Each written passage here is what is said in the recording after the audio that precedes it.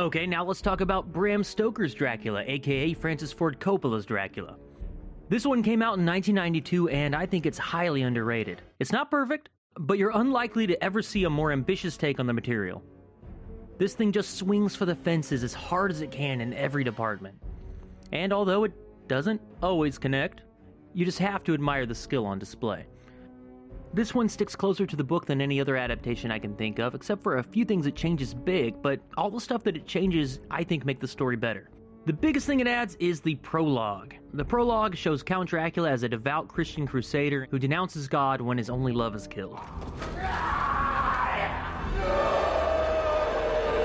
Several hundred years later, it just so happens that his real estate agent's fiancée, Mina, looks exactly like Dracula's long-lost love. It makes the essence of the story about longing and obsession. It has Mina torn between her repressed Victorian life and Dracula's animalistic passion. In short, this is a Dracula who fucks. And he can do a lot more, too. This movie shows off more of Dracula's evil powers on screen than other movies. You see Dracula as a wolf, a bat, a bizarre man-bat creature, a young dude, a green fog, and he also has a whole bunch of other vaguely defined powers. At times, the movie can seem a bit confusing, but to me that just adds to the bizarre, dreamlike quality of the story. Personally, I don't mind supernatural stuff being left vague. If you met a 1,000-year-old vampire, you wouldn't necessarily know all the things he's capable of. And the cast is incredible, for the most part. Gary Oldman plays the Count in multiple forms, from sexy to terrifying, and somehow makes them all feel like one person. And Anthony Hopkins is easily my favorite Van Helsing of all time. This dude shows up halfway through the picture, ready to kill him some vampires. Jackal! He brings this vibe of half scientist, half adventurer who's just really exciting to watch. He's like some kind of Victorian horror Indiana Jones. How did Lucy die? Was she in great pain? Yeah, she was in great pain. Then we cut off her head and drove a stake to her heart and burned it, and then she found peace. Doctor! I guess if I had to say there's one problem with the movie, then, well, you could say it's, Yes, of course, sir.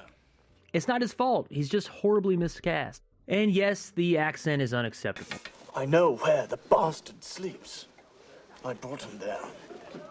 To Carfax Abbey. Many reviews focus on this, but there's really so much other stuff to love. For instance, the effects are astonishing. Coppola pulls out all the stops and uses basically all the visual tricks in the book. Every single scene uses some sort of inventive visual trickery, and amazingly, it's all done in camera. It lends an eerie, old-fashioned quality to the visuals, and Coppola never misses an opportunity to evoke the earliest days of cinema, which was a new and exciting technology around the time the story takes place. The cinematography is gorgeous, the sets are amazing. Aiko Ishioka won an Oscar for the insane costumes. Just look at this stuff, look at it! And it has a really unique and heavy score by the name on the screen. Bram Stoker's Dracula is a movie using every element of picture and sound toward atmosphere, and the effect is remarkable. It's so overstuffed with ideas it nearly falls apart, and where it is imperfect, it's imperfect because it's overly ambitious and never boring. Do yourself a favor and check it out.